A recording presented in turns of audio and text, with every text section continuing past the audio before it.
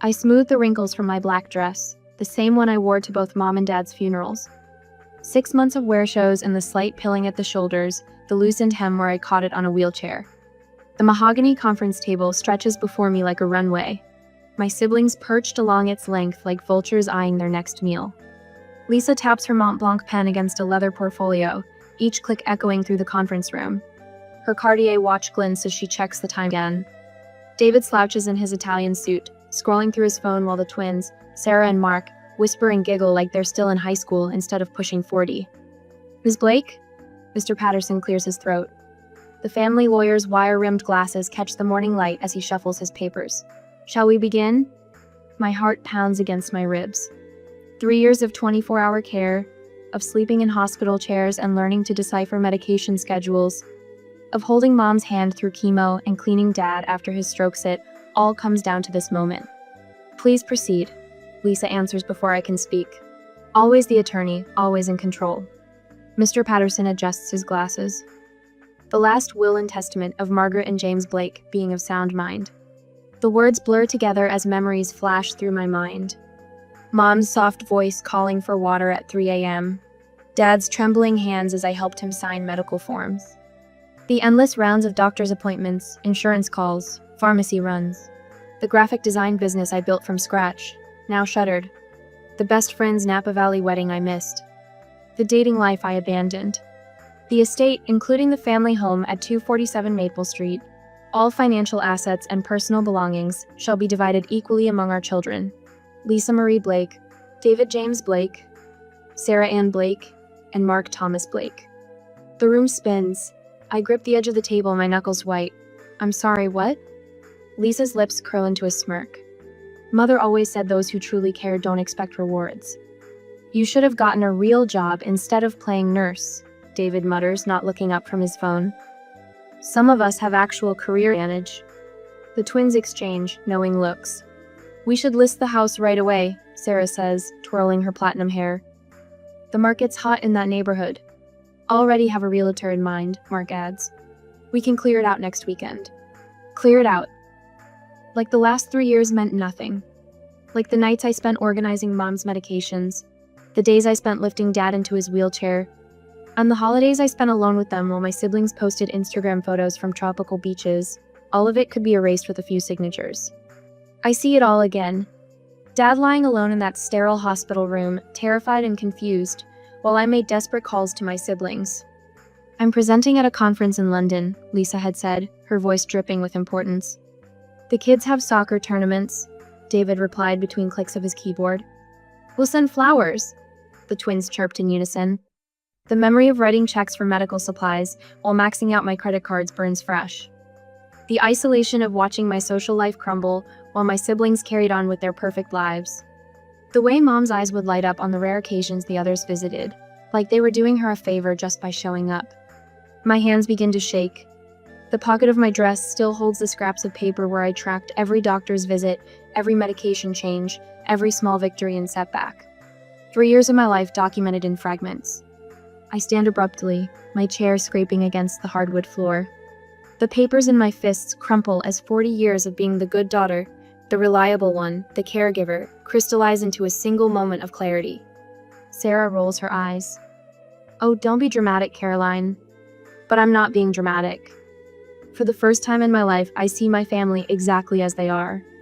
The question isn't whether to walk out or stay to fight, it's why I ever expected anything different from people who could abandon their dying parents without a second thought. I turn toward the door, my steps steady despite the trembling in my chest. Behind me, Lisa's voice carries that familiar note of condescension. I suppose we'll have to handle the estate sale without her. The words float past me like autumn leaves, no longer able to cut. I've spent my life trying to earn their approval, trying to be the daughter my parents deserved. But standing here in this moment, I realize I've been measuring myself against the wrong standards. My hand closes around the doorknob. The choice I'm about to make will change everything, but then again, everything already has. When grief rips through your life, the smallest objects become sacred. After the will was read, at home later that day, Mom's hat box sits in my lap. Its faded pink flowers a time capsule of better days. Stacks of papers surround me on the attic floor, medical bills, insurance forms, sympathy cards. The twins want everything cleared by tomorrow.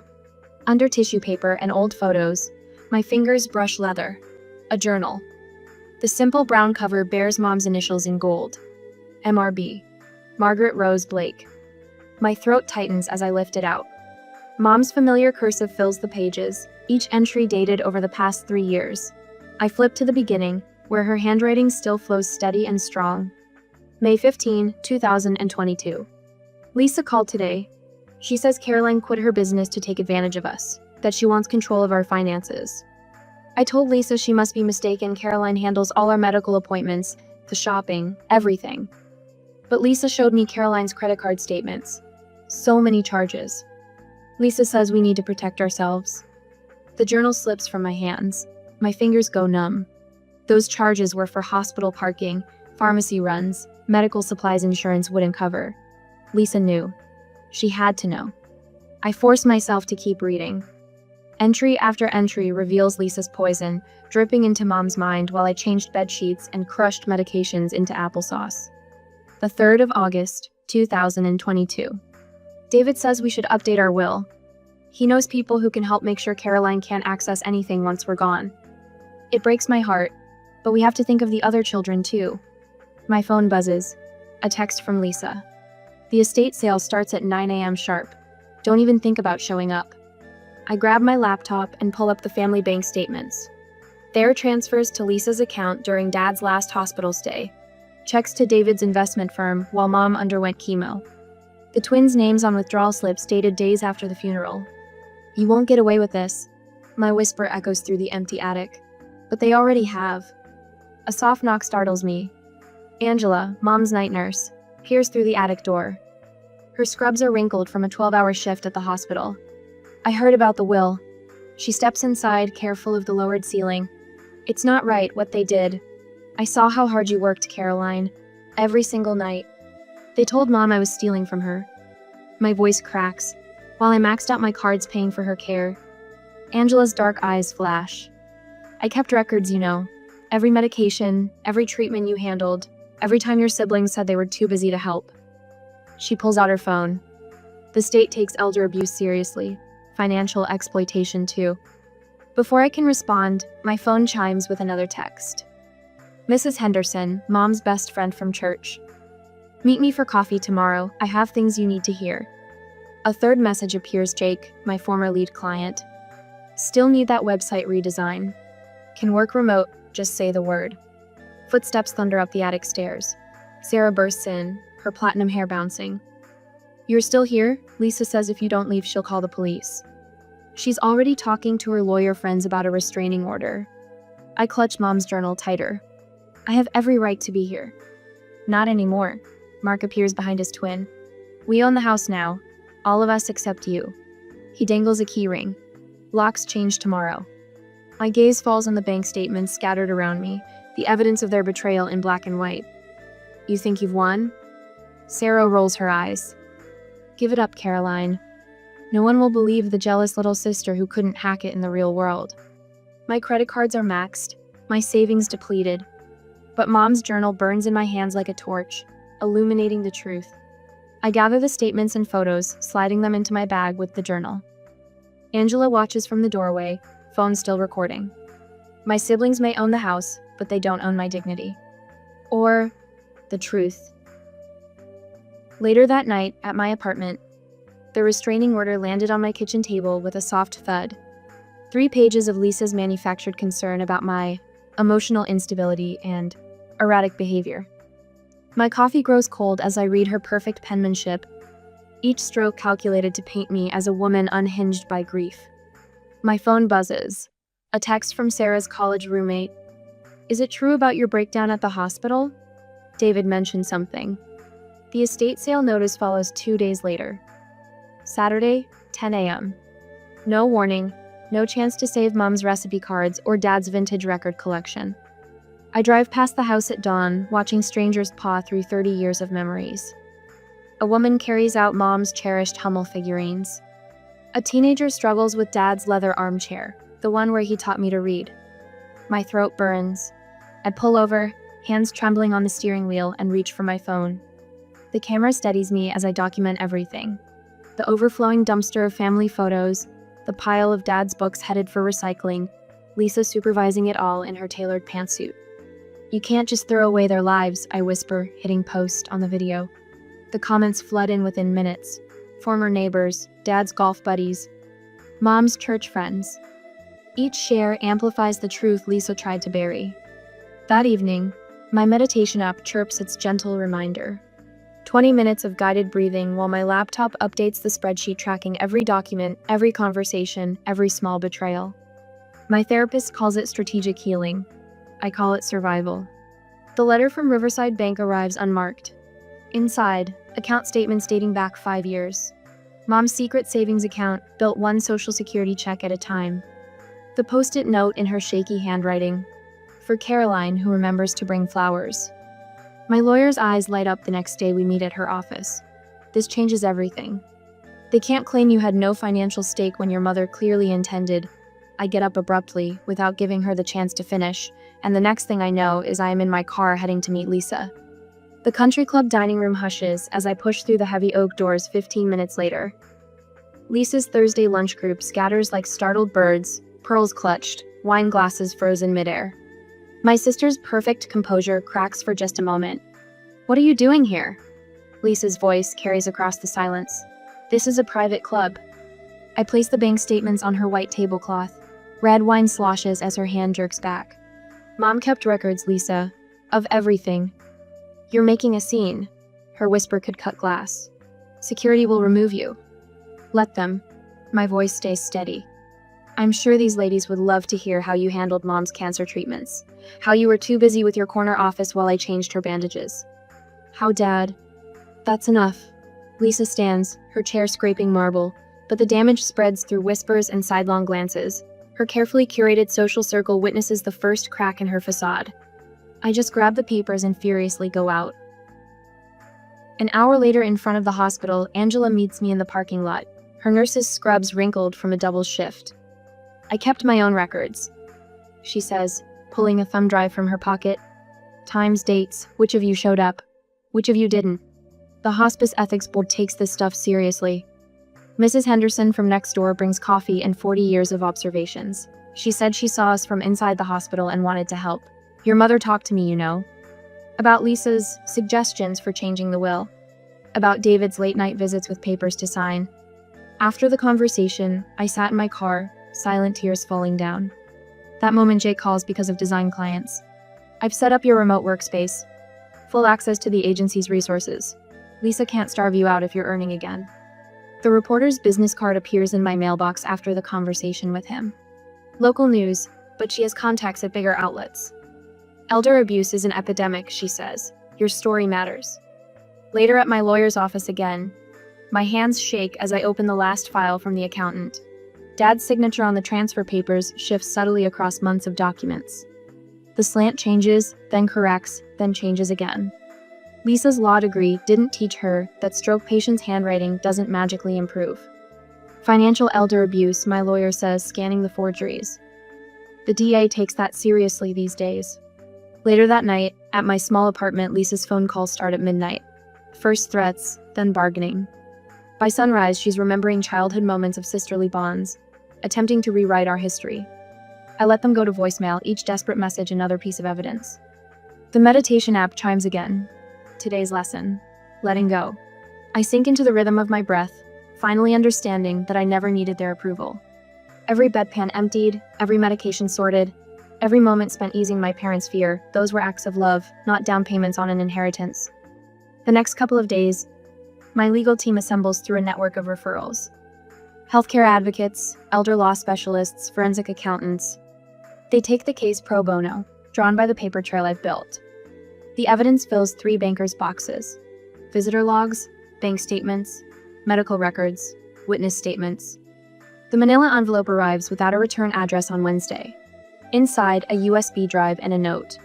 Security footage from Dad's hospital room. Watch the whole thing. My hands hover over the laptop. The truth waits inside, sharp enough to destroy Lisa forever. But as I reach for the drive, a deeper question surfaces. What would victory cost my soul? Light spills through my window, painting shadows across the scattered evidence of my family's betrayal. In the distance, a church bell tolls 6 times. I watch the sunlight with its own kind of clarity, and I finally understand what Mom meant about caring without reward. The reward was never meant to be money. The USB drive sits heavy in my palm as sunrise gilds the room in amber. One click could unleash consequences my sister would never survive. The choice stretches before me like a fork in the road, justice or vengeance, truth or destruction. Behind me lie 3 years of sacrifice. Ahead lies the person I'll become. My finger hovers over the laptop's power button. The next move will change everything. But first, I breathe. The next morning at my lawyer's office, the morning sunlight slants through Venetian blinds as my lawyer taps her pen against a stack of documents. 3 years of meticulous records spread across her desk. Medication schedules, bank statements, text messages, Mom's journal. My hands tremble as I sign the final affidavit. Elder abuse charges filed, Sandra announces, her voice steady. She slides the paperwork into a manila envelope, then checks her watch. Channel 4 runs in 20 minutes. We organize and I'm ready to leave. The local news segment plays on my phone during the taxi ride home. Devoted daughter betrayed. The anchor intones over photos of me at Mom's hospital bedside. Images of Lisa emerging from her law firm, hand raised to block the camera. David ducking into his Porsche. The twins scurrying through the country club parking lot. My social media notifications explode. Old high school friends sharing the story. Mom's bridge club members expressing outrage. Justice for Caroline trends locally, then regionally. Each share chips away at the perfect facade my siblings spent decades building. Lisa's response comes within hours. A press release calling me unstable, describing fabricated incidents of emotional outbursts. Her voicemail crackles with rage. You ungrateful little parasite. I'll make sure you never work in this state again. David takes a different approach. The hospice nurse who witnessed his absence during Dad's final days calls to tell me he offered her $10,000 to change her story. He said it would be better for everyone, Angela says. I told him I'd already given my sworn statement. The twins pivot fastest. Sarah's tearful Instagram video claims she always supported dear Caroline, but was manipulated by Lisa's lies. Mark echoes the sentiment on LinkedIn, carefully distancing himself from our older siblings, while painting himself as an unwitting pawn. Their synchronized damage control backfires spectacularly. Former classmates flood the comments with memories of their casual cruelty. Screenshots of their mocking texts during Mom's chemo circulate. Their carefully curated social circles crumble. This is how my life is these days. In the next couple of days, the dominoes fall faster than I anticipated. Lisa's law firm launches an internal investigation into potential ethics violations. Her largest corporate client places her on temporary leave. The Bar Association requests an urgency hearing. David's financial advisory practice bleeds clients daily. His biggest account, a local real estate developer, publicly severs ties. The SEC takes sudden interest in his trading patterns during the period he managed our parents' accounts. The twins face their own reckoning. Sarah's interior design clients cancel contracts. Mark's partners at the boutique advertising agency vote to buy out his stake. Their children come home crying after seeing social media posts about their parents abandoning their dying grandparents. My phone buzzes with a text from Mrs. Henderson, Mom's oldest friend. The club board met this morning. Lisa's membership has been suspended pending review. The message includes a photo of Lisa's reserved parking space, now marked visitor only. Support flows in from unexpected places. A crowdfunding campaign for my legal fees hit 6 figures in 3 days. Local businesses offer free services. Former patients' families share stories of my dedication, flooding review sites with testimonials about the care I provided while my siblings vacationed. A month later, the courthouse steps swarm with reporters when the judge grants me temporary control of the estate. Sandra's heels click against marble as we exit through a side door. The court recognized the clear pattern of exploitation, she explains. Your documentation made the difference. Lisa storms out of her law firm that afternoon, designer handbag swinging like a weapon. The managing partner's memo circulates minutes later. Suspended pending completion of ethics investigation. Her paralegal forwards me security footage of her trashing her office, screaming about family loyalty. David's response proves equally unstable. He shows up at my door past midnight, reeking of scotch. You could have just asked for money, he slurs. Now everything's ruined. The next morning, his biggest remaining client terminates their relationship. The twins attempt damage control through their children. Aunt Caroline, Sarah's daughter, sobs into my voicemail. Mom says we'll have to leave our house if you don't stop. Mark's son sends similar messages, each more desperate than the last. I save every call, every message, every scrap of evidence. The stack grows daily, a monument to years of manipulation finally exposed. My therapist warns me about letting vengeance consume me. Remember why you started this, she says. Justice, not destruction. But the final piece arrives on a Tuesday morning at my mailbox. A thumb drive delivered by courier, containing security footage from Mom's hospital room. Lisa stands at the foot of the bed, unaware of the camera. Just sign here, Mother. Caroline won't manage the money properly. You know how emotional she gets. Mom's hand shakes as she reaches for the pen. But she's been here every day. Because she has nothing else in her life, Lisa snaps. Do you want to reward that kind of dependency? The video continues for 17 minutes. Lisa pushing papers at our weakened mother, making veiled threats about power of attorney, twisting every sacrifice I made into proof of my inadequacy. One click would send it to the ethics board. One forward to the media would destroy Lisa's career beyond repair. My finger hovers over the send button as the sun sets outside my window. The power to crush my sister fills my chest with an unfamiliar weight.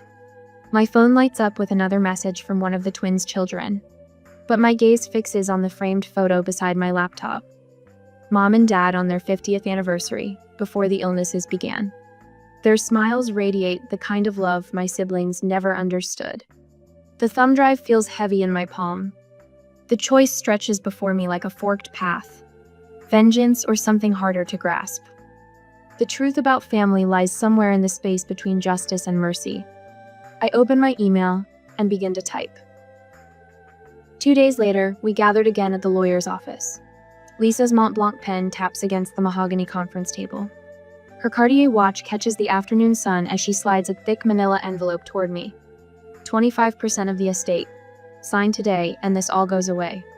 David leans forward in his Italian suit, his cologne thick enough to choke on. Think about healing, Caroline. About family. His words drip with the same false concern he used when explaining why he couldn't visit Dad in the hospital. The twins hover by the window, Sarah's platinum hair gleaming as she exchanges worried glances with Mark. My kids keep asking about Aunt Caroline. She whispers just loud enough for me to hear. They miss you. My fingers trace the edge of the envelope.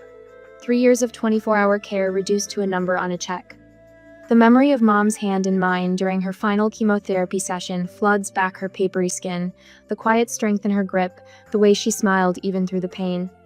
The offer expires at 5, Lisa announces, checking her watch again. I'd hate to see you face a countersuit for defamation. My firm has quite the track record with those. David's phone appears in his hand like a shield. I have Dr. Matthews on speed dial.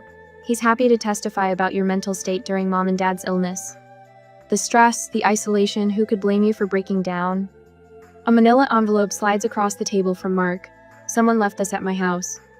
His voice wavers. Pictures of my kids at school. Think about what you're doing to this family, Caroline. The fluorescent lights hum overhead. My throat tightens as old instincts surface the need to please, to keep peace, to sacrifice myself for family harmony. The weight of 40 years of being the good daughter presses down on my shoulders. My hand slips into my purse, fingers brushing against my phone. The record button glows red, just as it has for the past 20 minutes. You know what I remember most about taking care of Mom and Dad? My voice comes out steadier than I expect. The silence. The endless silence of that big house, broken only by their breathing machines and my footsteps. No calls, no visits. Just me, watching our parents slip away while you all lived your lives. Lisa's pen stops mid-tap. We've been through this. But that's not quite true, is it? I pull out my laptop, opening it to face them. You weren't completely absent.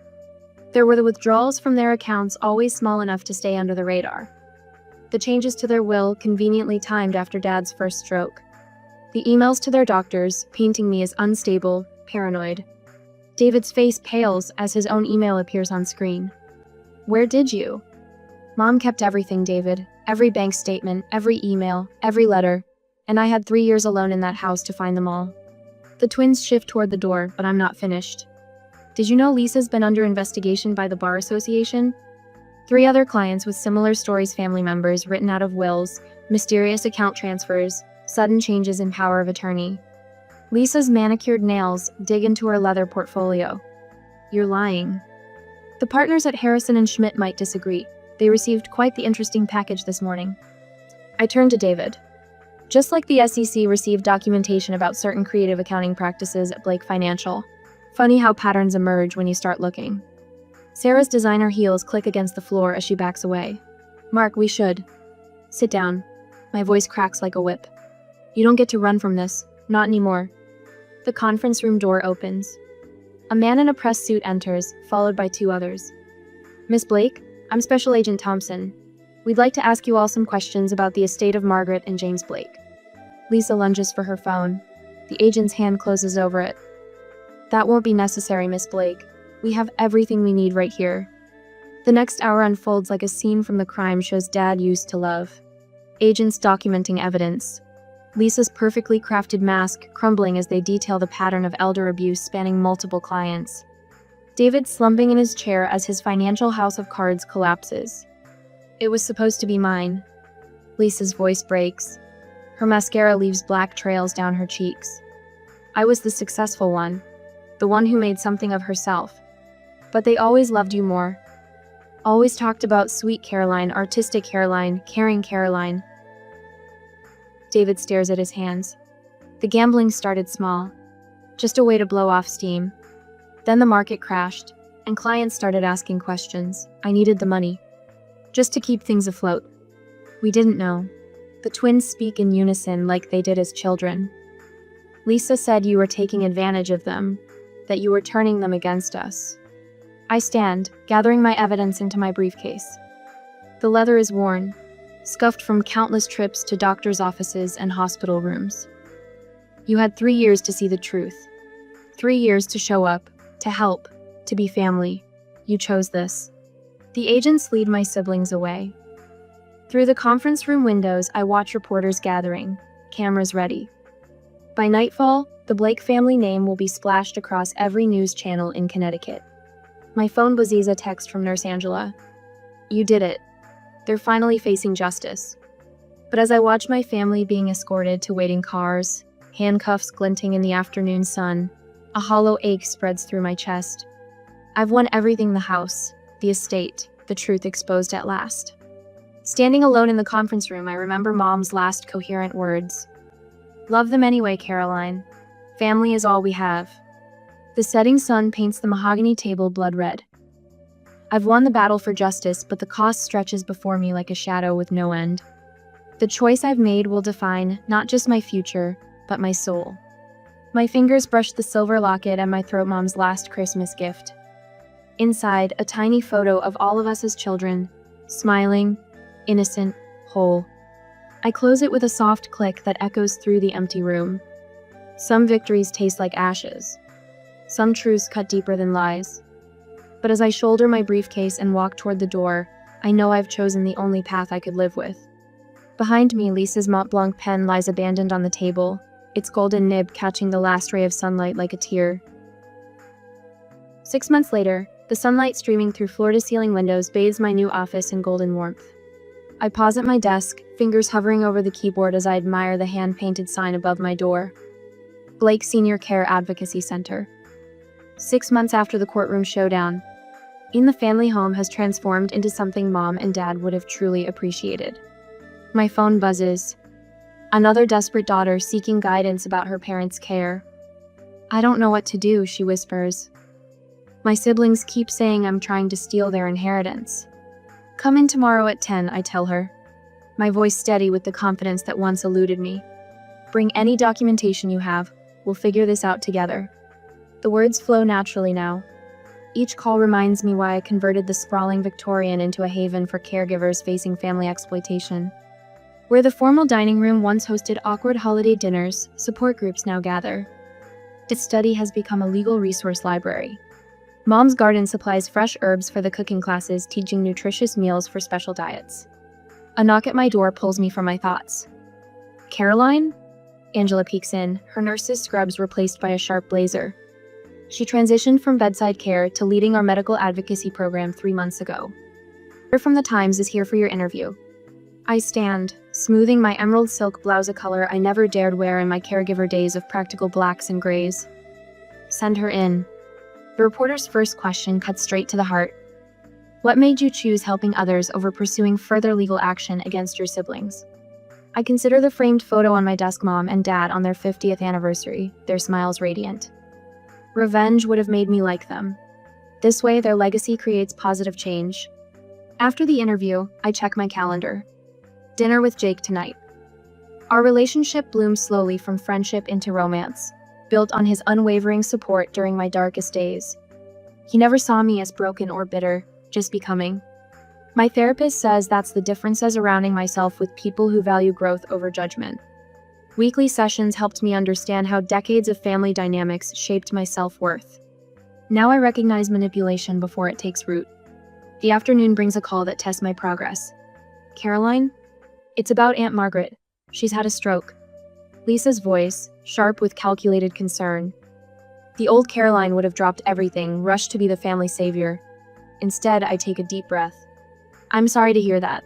I'll send information about reputable care facilities and can recommend some excellent home health agencies. But I won't be taking on her care personally.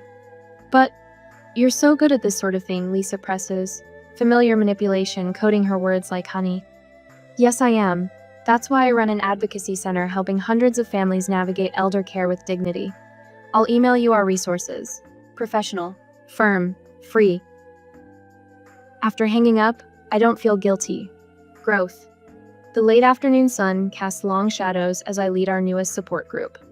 10 faces reflect variations of my past self-exhausted caregivers fighting family battles on multiple fronts. I share my story, but more importantly, I share solutions. Legal strategies, self-care techniques, ways to recognize financial abuse before it depletes savings accounts. You're not alone, I tell them, meaning it. And you deserve better than martyrdom. A woman with silver streaked hair wipes her eyes. I never thought anyone would understand. I did. That's why the center exists. That's why I published the guide for caregivers that sits on my desk, its first chapter dedicated to recognizing exploitation. That's why I fly across the country, speaking at senior care conferences, sharing warning signs I wish I'd known 3 years ago. Later, as the sunset paints the sky in shades of pink and gold, I make my weekly visit to the cemetery. The polished granite headstones gleam, fresh flowers brightening the growing shadows. I trace the familiar names with gentle fingers. I kept my promise, I whisper. I cared for you until the end, but you taught me something too, that true inheritance isn't money or property. It's integrity. It's using pain to prevent others from suffering the same fate. Crickets chirp their evening song as I stand. The woman who once wore a black dress like armor now walks with straight shoulders, head high. My chosen family waits Jake with his patient smile, Angela with her fierce loyalty, support group members becoming friends, a community built on understanding instead of obligation. I am Caroline Blake. I chose love over greed, integrity over inheritance, freedom over family chains. The path cost me a fortune, but gave me something more valuable, myself. Walking to my car, I spot a familiar face hurrying toward the center's evening workshop. Another caregiver seeking light in the darkness. Another chance to turn family betrayal into community healing. I smile, knowing exactly how to help her begin,